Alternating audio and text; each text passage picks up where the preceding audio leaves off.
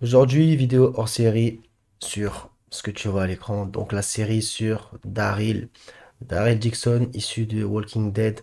Donc le spin-off de ce personnage.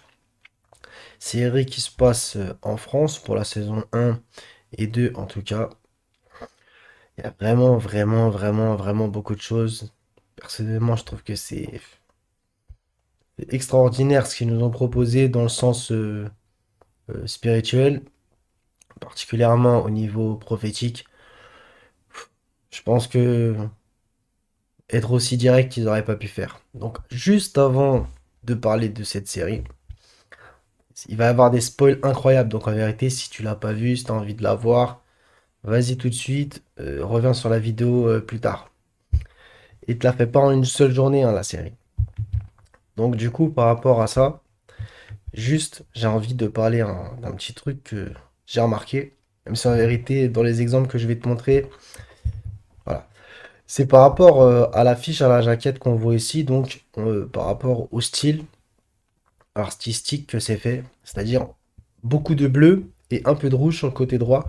Ça pourrait faire référence ici, côté gauche, grosso modo, au bleu. Après, au centre, comme tu le vois, bah, du blanc et du rouge côté droit. Donc le drapeau prétendument de la France, en vérité, républicain, le drapeau de la vraie France, à mon humble avis, c'est celui avec la fleur de lys, n'en déplaise à la République. Donc en vérité, ça m'interpelle toujours quand je vois du bleu et du rouge, des fois un petit peu fusionné, des fois clairement retranché d'un côté comme de l'autre. Donc le bleu et le rouge, entre guillemets, carrément face à face.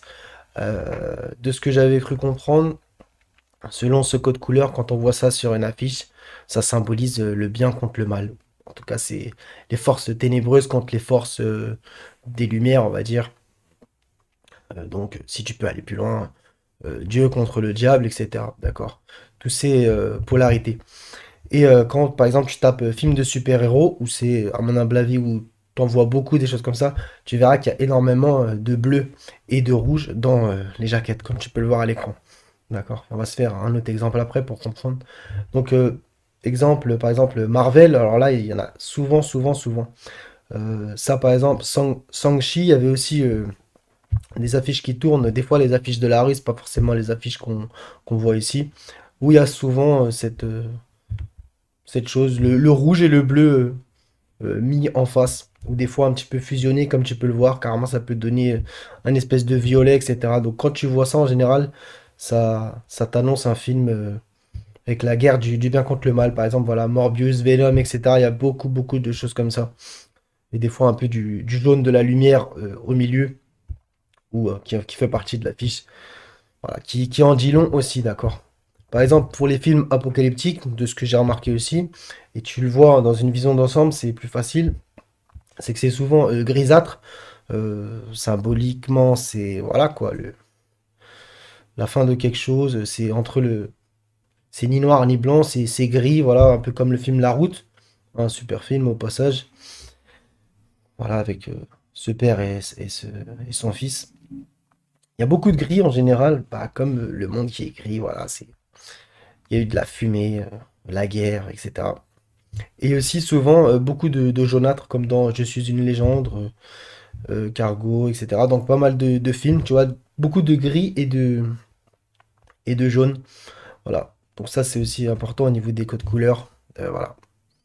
La grisaille comme on dit. Et d'un autre côté, si tu remarques vraiment bien, par exemple The Day, il y a une lumière au fond.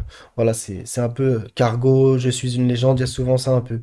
Donc en gros, on va dire symboliquement, la lumière au bout du tunnel après dans les films, on va dire post-apocalyptiques. Par exemple, Le Monde après nous ici, voilà, avec un cerf. Bon, c'est la symbolique qui est très facile à comprendre, encore une fois. Si tu as les clés pour capter. Donc dans The Walking Dead, au niveau comment ça s'appelle? Du casting, bon, on va pas trop s'attarder là-dessus, mais juste à propos de Norman Reedus, donc Daryl et Clémence Poésy, la française, Isabelle Carrière dans la série. D'ailleurs, Laurent Carrière, ça va être un personnage bah, central. Bon, je vais te parler. Encore une fois, vaut mieux que tu quittes la vidéo direct parce que ça va spoiler à fond, même si je vais sortir quand même que quelques éléments, d'accord? Donc Laurent qui va être un personnage vraiment central, vu ce que ça va dire sur lui. C'est une dinguerie. Donc par rapport à Daryl, on va juste se faire une petite chose comme ça, par exemple. Donc on voit que il finira au Mont-Saint-Michel à un moment dans la série. D'accord? Pour ceux qui l'ont vu, vous vous en rappelez. Donc, le Mont-Saint-Michel, bah, c'est pas anodin du tout. Au-delà d'être un. C'est vraiment une prouesse ce qu'ils ont fait, etc. Par rapport en vérité aux lieux telluriques, donc l'énergie des lieux, etc. Voilà. Cette symbolique, bref. Il y a plusieurs Mont-Saint-Michel en Europe sur une ligne. Encore une fois, aux gens de faire leurs recherches. Mais ça va nous amener à autre chose qui va être intéressant. Il y a vraiment des super beaux effets spéciaux, j'ai trouvé, avec par exemple la Tour Eiffel qui est un peu pété là-haut, et d'autres choses vraiment intéressantes. On voit le pont du Gard dans l'épisode 1 aussi, c'est assez sympa. Voilà, on va démarrer tout de suite par des captures d'écran que j'ai fait. Donc avant de démarrer les captures d'écran, en vérité, je voulais juste parler de ça. Donc Daryl, ça veut dire être aimé cher au niveau de l'étymologie. Donc être aimé ou souvent on voit écrit cher, quelqu'un qui est cher. Pas cher au sens thune, hein, tu m'as capté. Et Daryl, donc Dixon, son nom de famille, fils de Dick, parce que ça vient de une espèce de collage, Dickson, d'accord, comme tu le vois ici, qui vient de Richard en français, Dick, Richard, qui veut dire roi, ou des fois il y a des variantes souvent dans les étymologies, gouverneur, et voilà, puissant, fort, ok, voilà.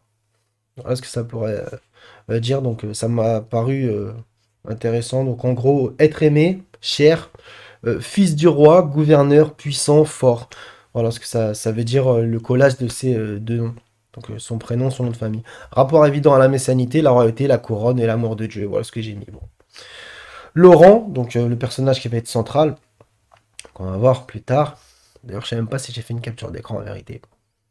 Mais bon, de toute façon, qui veut dire couronné de laurier. Donc, pour moi, j'ai mis référence à la couronne. Et on a Isabelle, donc la blonde que tu as vue, Clémence Boésy, ou là aussi, voilà, Isabelle, donc qui vient de l'hébreu Elisheva, donc Elisabeth. Voilà, c'est intéressant parce que c'est la mère de Jean qui s'appelait comme ça, donc Jean le Baptiste, donc à l'époque de Jésus, donc le prophète Jean. Ça va être important à noter ça. Première capture d'écran, c'est le tout début de la série, donc saison 1, épisode 1. On voit Daryl, voilà, il est sous la flotte, etc. Comme ça. Direct, on le voit débarquer comme ça. Et scène d'après, grosso modo, j'en passe sur les mots. On le voit, en vérité, il échoue sur la plage, d'accord? Il échoue sur la plage. Donc, ça m'a vraiment fait penser à quelque chose. Premièrement, quand on le voit sous la flotte, et il y aura d'autres. On va revoir cette scène encore un peu mieux, on va dire. On va voir vraiment Daryl euh, immergé sous la flotte, etc. Personnellement, ça m'a fait penser comme au baptême dans un certain sens. Dès que j'ai regardé comme ça et j'ai vu ça, je me suis dit, c'est bizarre. Déjà, comme symbolisme direct, première scène, ça.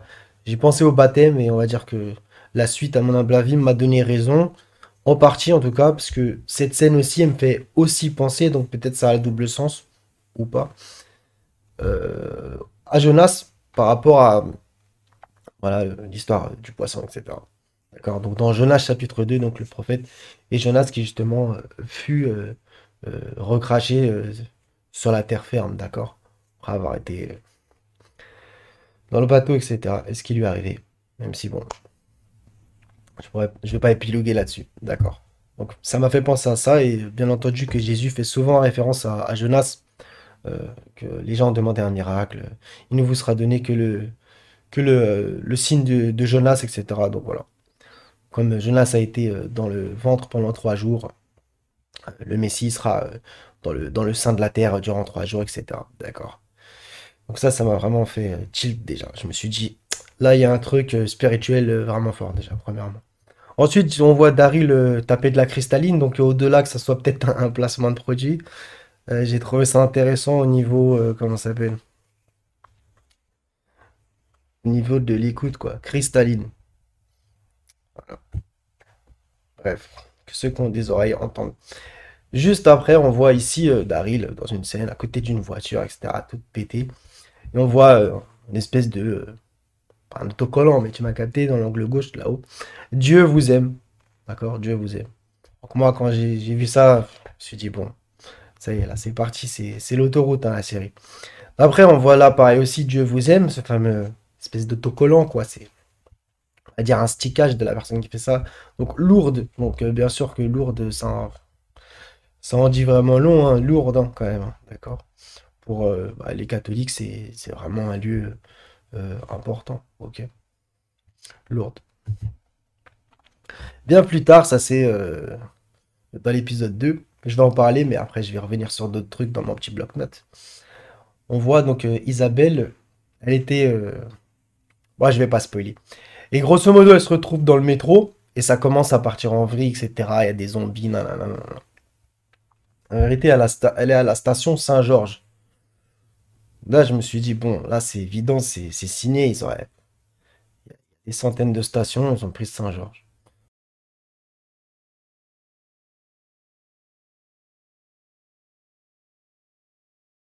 Les affiches du métro sur le côté, là, elles m'ont fait tilt aussi. Je me suis dit, c'est bizarre, ça. Il y a écrit 14 octobre 2010, 16 mars 2011. Ils ont tourné en 2023, grosso modo, je crois. Tu vois. Dans ces eaux-là, je vais en passer les mots, j'étais pas sur le... Tu vois. Des affiches de 2010-2011. Il y a un truc. En plus, là, ma capture d'écran, elle coupe en réalité, qui a écrit un tout petit truc en plus, là. C'est pas fini, là. Mais bon, j'ai trouvé ça moins intéressant que celle d'après, bien entendu. Donc là aussi, là, d'ailleurs, au passage, les dates sont très, très, très, très vieilles. Et là, il y a écrit Orphée. Donc, Orphée, moi, j'ai vu ça, je me suis dit, c'est sûr, il y a un message derrière. Faut toujours regarder derrière dans les films. Tu vois, il montre en arrière-plan. Donc, Orphée, fils du roi de Thrace, nanana, etc. On descend. Il était parfois considéré comme un prophète et inspirait un mouvement religieux appelé orphisme. D'accord? Donc, je suis loin d'être spécialiste là-dedans, hein. Qu'on se comprenne. Moi, quand j'ai direct cliqué, j'ai vu il était parfois considéré comme prophète. Je me suis dit, voilà, là, il y a un truc encore. Ça continue, ça continue, ça continue. Ils sont en train de t'emmener à un truc. Ensuite, quand, voilà, Saint-Georges, on la voit sortir à la station. C'est une station particulière, en plus, sur une petite place, etc. Vraiment particulière. Dans la tradition chrétienne, il est principalement représenté en chevalier qui terrasse un dragon et fait ainsi figure d'allégorie de la victoire de la foi chrétienne sur le démon ou plus largement du bien sur le mal. Et il y a d'autres trucs écrits dans la page. Oui, c'est Wikipédia, on va me dire, non, non, je suis d'accord, mais bon, des choses qui sont pas totalement fausses, loin de là. Ok? Voilà. La foi contre le démon, plus largement du bien contre le mal. Tu vois, ça rejoint un peu ce que je te disais au tout départ, tu vois. Bleu, rouge, voilà, le bien contre le mal. C'est souvent, souvent, souvent comme ça. Et comme il y avait écrit qui terrasse le dragon, voilà, fait directement penser à Saint-Michel, l'archange, qui lui aussi terrasse le dragon. Et Daryl finit où? Bah au Mont Saint-Michel. Donc du coup, je me suis dit, vraiment, c'est signé, c'est signé. Donc Saint-Michel, l'archange qui terrasse le dragon, donc ça c'est dans l'Apocalypse, le dragon appelé aussi le serpent ancien, donc Satan.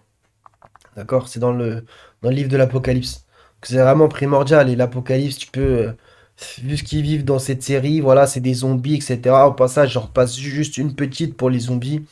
Est-ce que c'est pas en vérité une allégorie? Parce que pourquoi les gens, du jour au lendemain, ils se transformeraient, ils deviendraient comme ça, à courir après les autres, à essayer de les bouffer, etc. C'était une image, d'accord? C'est une image. Ça me paraît évident en vérité. Une image que, voilà, les choses sont parties en vrille et que il y a des gens qui ne sont plus humains. Si t'as d'autres idées, écris en commentaire, bien entendu. J'en ai plein, mais je vais pas non plus forcément développer. Mais n'hésite pas. Donc voilà, des zombies, voilà. Il y en a qui vont me dire oui, mais c'est par rapport à ce qui s'est passé il y a 5 ans, comprendra celui qui pourra, etc. Bref. Et d'autres choses. Ouais, ouais, ça peut s'entendre, ça peut s'entendre, bien entendu. Je pense même qu'il y a des liens entre un peu tout. Voilà, on est tellement déshumanisé, voilà. Ok. Donc ça m'a paru intéressant à capturer ça aussi. Ça aussi, c'est dans l'épisode 1 de mémoire, ou 2 peut-être. Bon, c'est pas très très grave si t'as envie de te taper la série. Donc c'est... Il y a Isabelle qui est dans la voiture avec quelqu'un, comme ça, voilà, je te spoil pas. Et la plaque, c'est 333 JSD 75. Donc la plaque, c'est signé qu'il y a un truc. 333. Je crois que quand tu fais un film, tu peux pas mettre la plaque que tu veux, grosso modo. Donc JSD, ça veut dire quoi? À chacun de réfléchir. 75, bon, Paname. Mais 333, c'est signé. D'accord? Donc c'est la moitié pile poil de 666. Et il y en a qui affirment, ça s'entend, hein, bien entendu, hein, que 333, c'est le chiffre divin. Voilà. En tout cas, c'est un chiffre bon comparé au 666 qui est mauvais, apocalypsement parlant, parce qu'il a une autre trace bibliquement avec Salomon, etc. Ne jouons pas sur... les chiffres ne sont pas fondamentalement mauvais, hein, de base. Quand c'est ce que les gens en font, ou la symbolique qu'ils en tirent, ou etc. Il y a plein de... Voilà, il y a plein de nuances, mais je vais pas rentrer là-dedans. Mais le 333, c'est pile poil la moitié de 666, d'accord? C'est quand même... c'est pas anodin. Ils auraient pu mettre 261, je sais pas moi, tu vois. En vérité, regarde le nombre de combinaisons qu'il y avait pour 3 chiffres, t'as mal à la tête. Donc là, ils t'ont mis 333. Donc, juste avant de continuer les captures d'écran, il faut que je te présente un personnage. Je crois que je vais même pas te le montrer, comme ça au moins, ça te fera la surprise totale peut-être ou pas. Donc il y a un enfant qui s'appelle Laurent. Bon, il a une certaine histoire, encore une fois, je vais pas te spoiler. Mais la blonde, donc Isabelle, dit à Daryl à un moment dans l'épisode numéro 1, donc vraiment c'est parti en autoroute très très vite, hein. Ils ont même pas blagué, ils ont pas hésité. Ils ont direct été dans, bon, c'est la prophétie, basta. Donc elle lui dit à Daryl, il a vu quelque chose en Laurent, la réponse à une prophétie. Donc là elle parle de quelqu'un, mais là encore une fois je vais pas te spoiler. Il a beaucoup de choses à apprendre là-bas, donc dans un endroit, là aussi je te spoil pas, jusqu'à ce qu'il soit prêt.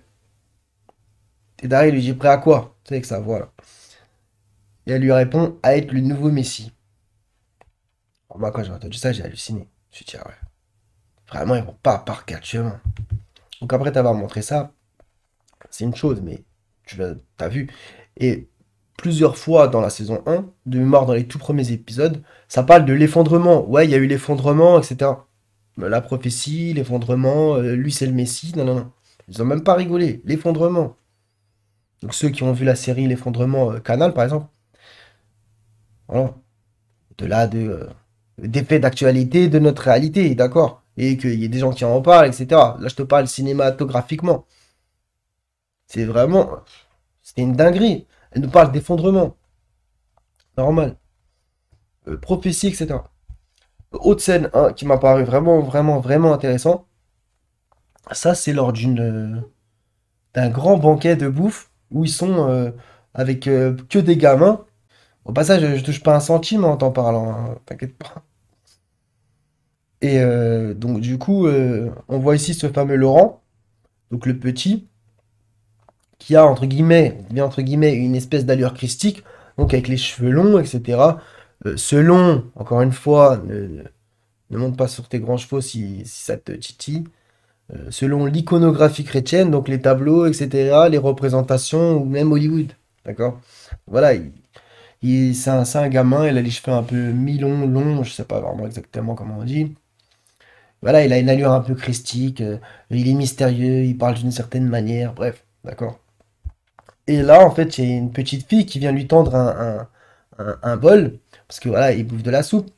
Et le bol, bah, sur le bol, je pense que tu vois écrit, il y a écrit Marie. Donc, il s'appelle Laurent, je sais même pas s'il y a une Marie dans le lot, et en fait, ça vient lui tendre un bol avec écrit Marie. Je trouvais ça lunaire. Marie, bah, la mère de Jésus. Tu vois, en fait, c'est quand tu vois qu'ils font ce genre de détails-là, ce genre de détails-là, le 333, le mari sur le bol, etc. Alors là, tu peux être sûr qu'il faut regarder tous les détails. Et là, je te fais que des... Hein, t'imagines? Vraiment, c'est incroyable. Dernière capture d'écran. Ça, donc, je te raconte pas spécialement, mais là, tu vois, en fait, là, c'est Laurent, d'accord, quand il est né, d'accord? Avec la fameuse Isabelle, donc Clémence Poésie. Et tu vois que bah, il y a beaucoup de bonnes sœurs. Je te laisserai découvrir pourquoi. Tu as déjà vu la série, bien entendu. En fait, c'est comme si elle lui faisait une aide d'honneur à cet enfant. D'accord? C'était vraiment prenant, en fait. Parce qu'il est né dans certaines conditions, etc. Avec un autre personnage qui s'appelle le Père Jean, lui aussi, donc comment ne pas penser à Jésus, Jean, Jésus, etc. Ok. On a vu Isabelle, Élisabeth, la mère de. Il y a tellement de liens qu'en fait, tu pourrais croire que je te parle de l'évangile. Bah ouais, mais en vérité, c'est évident ils sont appuyés sur ça. D'accord. Et au passage, dans la vision de ce réalisateur de la France, il a vraiment une vision que notre pays, il est vraiment christique, quoi.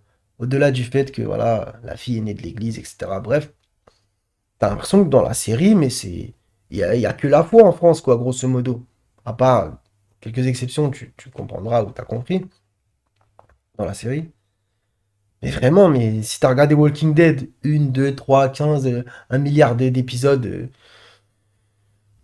il n'y a jamais cette sensation de spiritualité, de religiosité, de messianité apparente en tout cas. Même si dans Walking Dead, il y a des prénoms vraiment bibliques.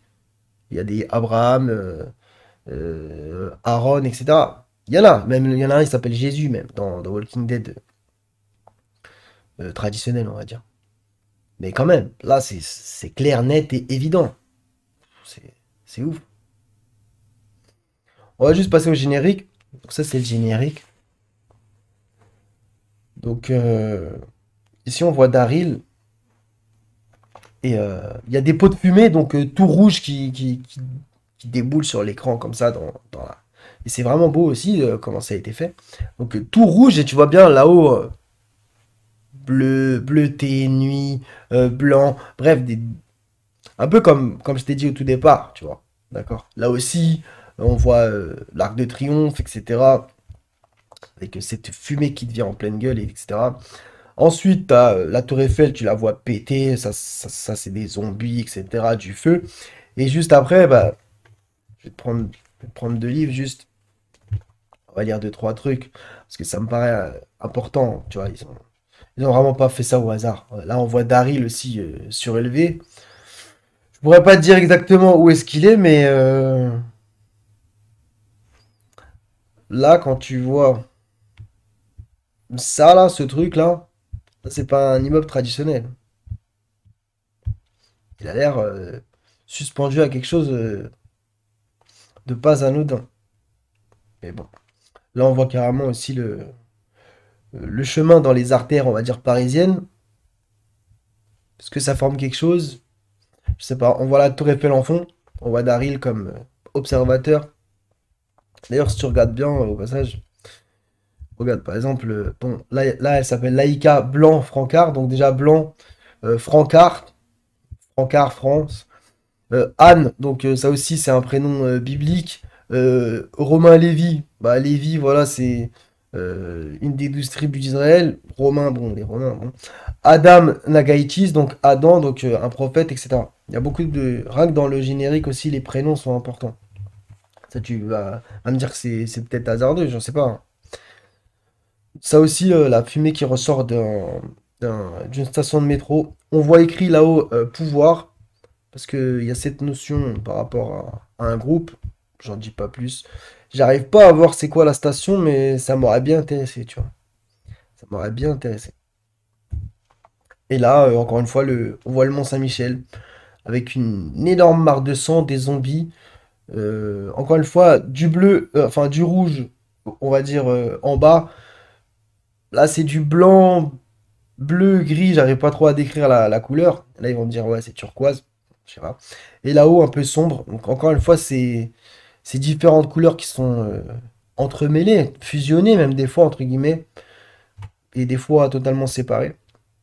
C'est vraiment intéressant, avec le fameux Mont Saint-Michel, et Daryl, et le fameux Laurent, qu'on voit ici, mais de dos, qui là aussi sont en observateur. Voilà, ça sera tout pour cela.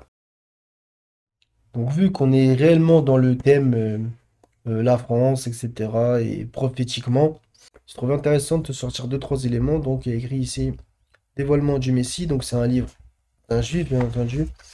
Et au chapitre 3 tu peux par exemple voir Heureux comme un Messie de France. D'accord. Donc ça, c'est le nom d'un chapitre de ce livre. Il y en a plein, hein, des éléments qui parleraient un peu de ça, tu vois. Par exemple, dans ce livre de Claude Delandil, KO 2017-2033,